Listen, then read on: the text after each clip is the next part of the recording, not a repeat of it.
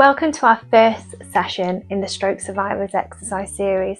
Today is all about reconnecting the mind and the body, even if movement is limited, slow, or only happening on one side. What's important to remember is this: after a stroke, the brain is still able to learn. It can build new pathways, and sometimes those pathways start with nothing more than thinking about the movement. So whether your movement today is big, small, or imagined, it all counts. So let's begin by sitting comfortably, feet supported on the floor if possible. Take a calm, slow breath in and out. Now I want you to gently close your eyes for just a moment if that feels safe. Bring your attention to your body on both sides. You might notice differences between them. That's completely normal after a stroke. Imagining a movement activates some of the same areas of the brain as actually doing it.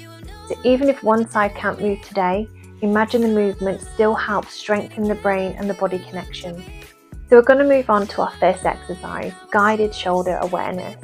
So we'll begin with the shoulder movement or shoulder thinking if movement isn't available. If you can move one shoulder, lift it gently towards your ear and then lower it back down again.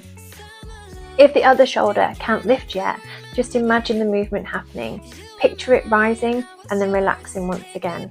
Visualizing a movement encourages the brain to reactivate the muscles involved, even if they don't actually respond. If the stronger arm is able to, place your hand on the weaker shoulder and gently guide it through the range of movement, only if that's comfortable. This is called assistant movement, and it will help the brain relearn the movement with support.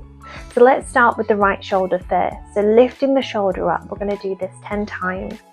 2, 3, 4, 5, 6, 7, 8, 9, 10. And then we're going to go to the stroke affected side. So using, if you can, the non-stroke affected side just to guide. You might be able to pop your hand underneath the elbow or kind of on the arm at the top, and you're going to lift the arm up. Again, closing your eyes, imagining you moving through this movement. If you feel safe enough to close your eyes, that is. So we're 4, 5, 6, 7, 8, 9, and 10. For exercise 2, we're going to be doing hand and finger, imaginary and support. Let's bring your attention to your hands.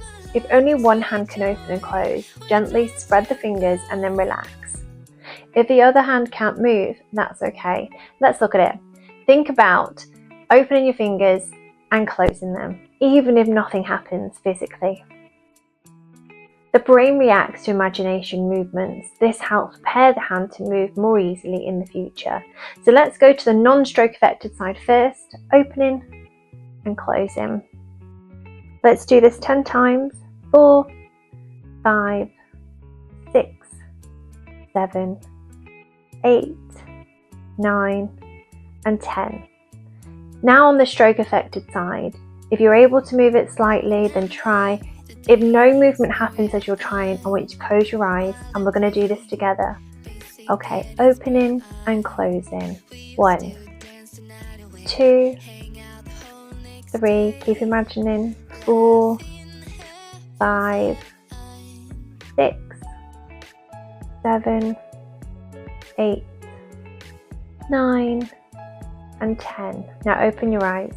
If it feels comfortable, use your stronger hand to gently assist the weaker one with guided movements into a soft opening position and then letting it rest.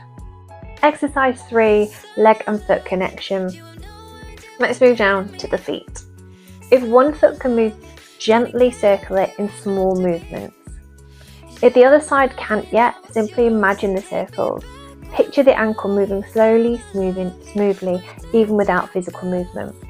The brain needs repetition, not perfection. Imagine repetition helps prepare the brain for real movements over time. Okay, so let's go to the non-affected side first. Let's roll the ankle. Let's do it 10 times. So that's 3, 4, 5, 6, 7, 8, 9, 10. And let's move to the other side.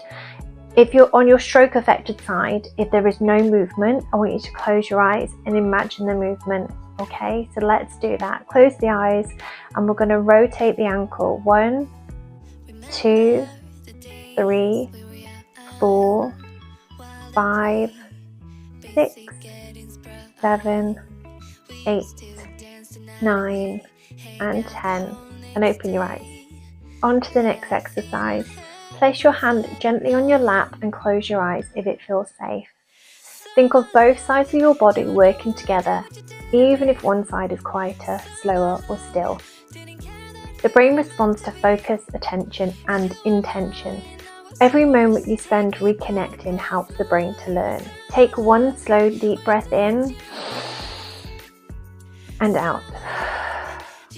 Today you've done something really powerful, whether you've moved physically, imagine movement or use one side to support the other.